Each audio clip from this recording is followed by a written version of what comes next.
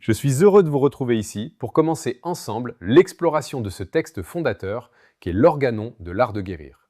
Prenez le temps de vous installer, de laisser de côté ce que vous croyez déjà savoir et d'entrer pas à pas dans cette réflexion. Ce que nous allons découvrir ensemble demande un engagement intellectuel profond et je vous remercie d'avoir choisi d'investir ce temps dans votre formation. Hahnemann ouvre l'Organon par une affirmation aussi simple qu'exigeante. La haute et unique mission du médecin est de rendre la santé aux malades, ce qu'on appelle guérir. Cette phrase, qui semble évidente, cache en réalité une révolution conceptuelle. Car si guérir est la mission, qu'est-ce que guérir exactement? Nous utilisons tous ce mot au quotidien, mais savons-nous vraiment ce qu'il signifie?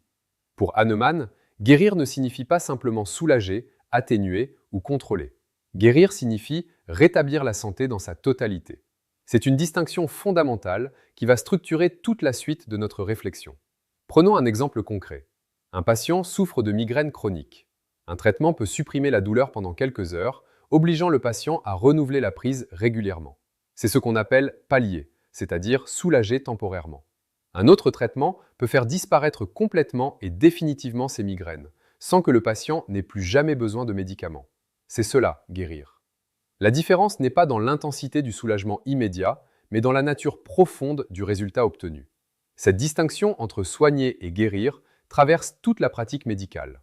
Soigner, c'est gérer la maladie, l'accompagner, la contrôler. Guérir, c'est la faire disparaître totalement et définitivement. La palliation relève de l'urgence ou de l'impossibilité provisoire. La guérison relève de l'idéal thérapeutique vers lequel le médecin doit tendre chaque fois que cela est possible. Une fois cette mission clairement posée, une question devient inévitable. À quoi reconnaît-on qu'un patient est vraiment guéri?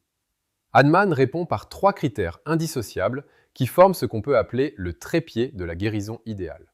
Premier critère, la rapidité. Une guérison véritable s'accomplit dans le délai le plus court possible. Non par impatience, mais parce que toute maladie prolongée inutilement affaiblit l'organisme et risque de créer des dommages secondaires. La rapidité n'est pas une question de confort, c'est une exigence thérapeutique. Deuxième critère, la douceur. La guérison doit s'obtenir de la manière la plus douce, la plus sûre, la moins dommageable possible pour l'organisme. Un traitement qui guérit en détruisant d'autres fonctions vitales n'est pas une guérison, c'est un déplacement du problème. La douceur garantit que le remède ne crée pas de nouveaux déséquilibres. Troisième critère, la permanence. La guérison doit être solide, durable, définitive. Un état de santé qui s'effondre au moindre stress ou à la moindre exposition n'est pas une guérison authentique, c'est une rémission fragile. La permanence est le sceau de la véritable restauration de la santé. Ces 3 critères sont indissociables. Une amélioration rapide mais toxique n'est pas une guérison.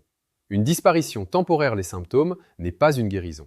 Seul le rétablissement rapide, doux et permanent mérite ce nom. Et c'est ici que réside la rupture épistémologique majeure de Hahnemann. Pour atteindre cet idéal, il refuse catégoriquement de se fonder sur des théories, des spéculations, des hypothèses sur la nature intime de la maladie.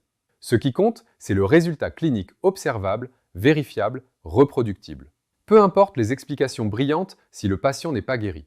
Peu importe les théories sophistiquées si la santé n'est pas rétablie. Cette exigence de résultats sans spéculation théorique peut surprendre dans un contexte médical qui valorise souvent l'explication mécaniste. Mais Hahnemann pose une question simple et redoutable. Est-ce que ça marche? Est-ce que le patient retrouve durablement sa santé? Si oui, la méthode est valide, quelle que soit l'explication théorique qu'on en donne. Sinon, toutes les théories du monde n'y changeront rien. Nous tenons donc maintenant le point de départ de toute notre réflexion. La mission du médecin est de guérir, c'est-à-dire de rétablir la santé de manière rapide, douce et permanente, en se fondant uniquement sur des résultats cliniques observables et non sur des spéculations théoriques. Mais une fois cette mission clairement établie, une question nouvelle surgit naturellement. Qu'est-ce exactement que cette chose qu'il faut guérir? Qu'est-ce que la maladie dans son essence? C'est ce que nous découvrirons ensemble dans la prochaine vidéo. Je vous remercie de votre attention et de votre engagement dans cette exploration. À très bientôt.